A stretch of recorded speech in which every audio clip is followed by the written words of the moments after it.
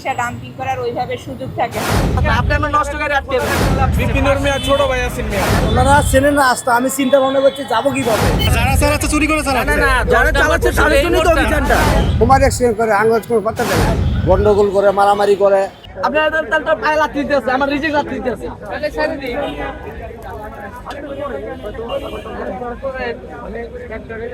আপনি সুন্দর করে তারপরে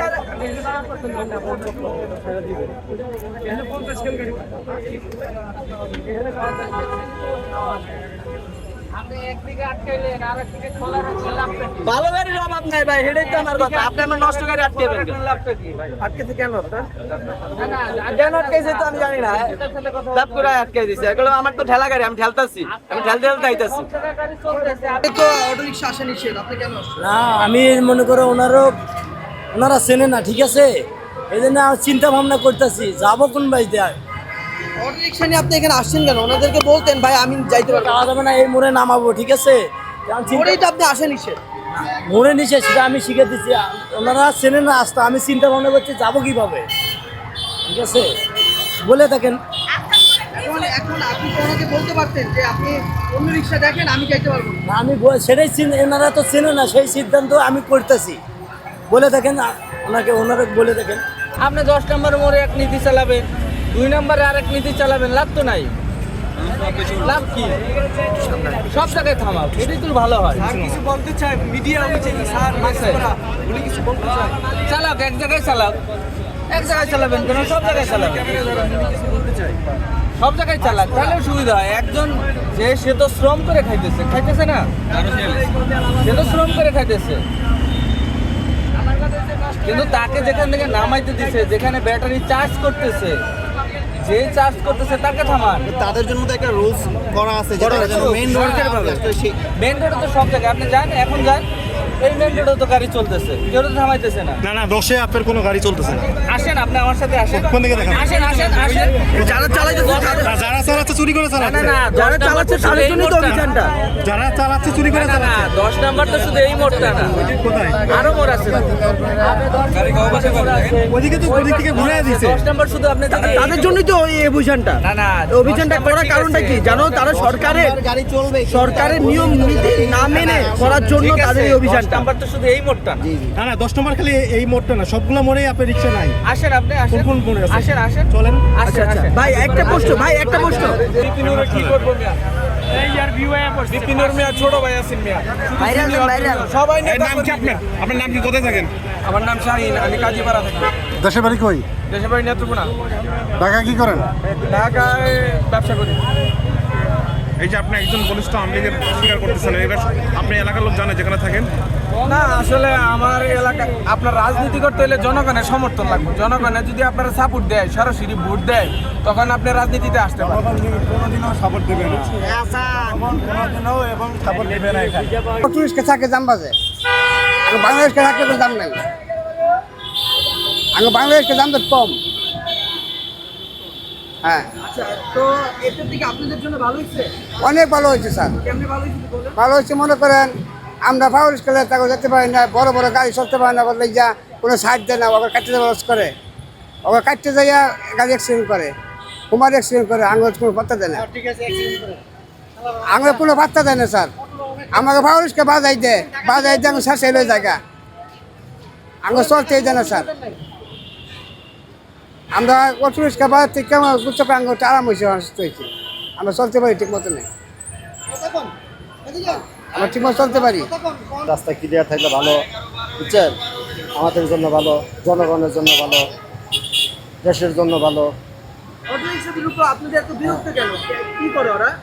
ও তো ওই যে রং সাইডে যায়, মনে করেন যে ডাইন বাম বুঝে না, তখন সার্জেনটা ধরে, তখন মনে করেন যে সার্জেনের সংবাদের মনে করেন যে গণ্যমান্য লোকের দোষাদোষি হয়, মানে ওরা কিছু বুঝে না, মানে যারা বুঝে তারা তো লিগ্যাল পথে চলে, সিঙ্গেলের বাইরে থাকে, আর নাহলে ওভার করে চলে যায়, তর্ক করে, গন্ডগোল করে, মারামারি করে, এরকম অবৈধ চলতেছে আর কি, বুঝছেন।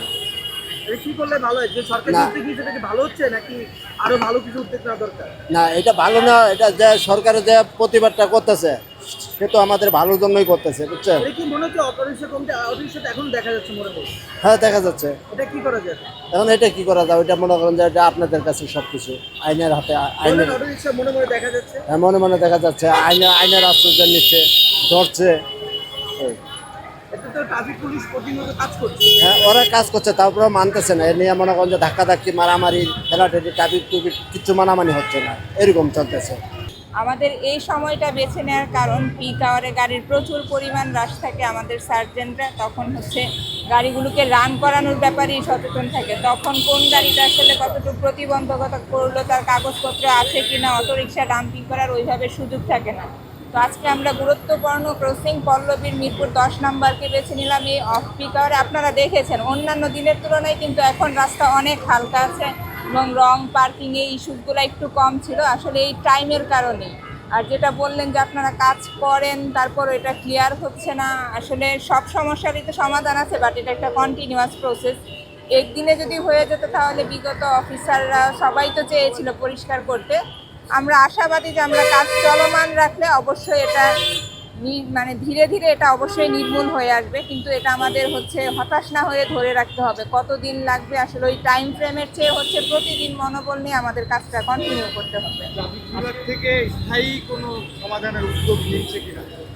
ট্রাফিক বিভাগ থেকে স্থায়ী আমরা অনেকগুলো পরিকল্পনাই নিয়েছি, যেমন এই যে আমাদের ফুটওভার ব্রিজ, যে ফুটওভার যে ব্রিজটা আছে সেটার চারপাশে 200 মিটারের র্যালিংটা এক্সটেনশন করে দেওয়ার জন্য, যাতে কোনো পথচারী যাতে রাস্তায় নেমে আসতে না পারে। আপনারা জানেন যত্রতত্র পথচারী পারাপার হওয়ার কারণে একটা জ্যাম হয়। তারপরে এই ফুটওভার ব্রিজটাকে একটু আধুনিকায়ন করার জন্য এটাতে এক্সিলেটর দেওয়া যায় কিনা ওইরকম চিঠিও আমরা সিটি কর্পোরেশনকে দিয়েছি, যাতে মানুষজন একটু উৎসাহিত হয়। আপনারা দেখে আসছেন বিগত কয়েক মাস ধরে আমরা বিপুল জনবল দিয়ে কিন্তু অটোরিকশাগুলোকে মিরপুর 10-এর ক্রসিংয়ে আসতে দিচ্ছি না। আপনাদের হয়তো চোখে পড়েছে অটোরিকশার পরিমাণ খুবই কম, কারণ আমার 4 পয়েন্টে হিউজ পিওমের ফোর্স দিয়ে আমি অটোরিকশাগুলোকে 10 নম্বর আসতেছি এবং এটা মূলত ভালো একটা ইমপ্রুভ কিন্তু এসেছে। সেটা আমাদের এই জায়গাটা তো আসলে ডিজিটাল না, ম্যান পাওয়ার দিয়ে যতটুকু ইমপ্রুভমেন্ট আনার চেষ্টা আমরা সেই চেষ্টাটা করে যাচ্ছি। আজকে কয়টা মামলা করবেন এবং কি অভিযান আপনাদের অব্যাহত থাকবে কি?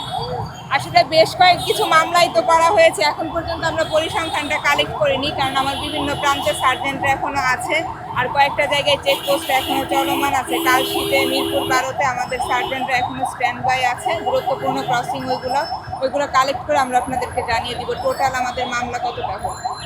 মিরপুর আইডিয়ালের সামনে দেখা যাচ্ছে যে ইউটার্ন নিয়ে অটোরিকশারা চলে যাচ্ছে বা অটোরিকশার একটা ব্যবস্থা করে দেওয়া হয়েছে।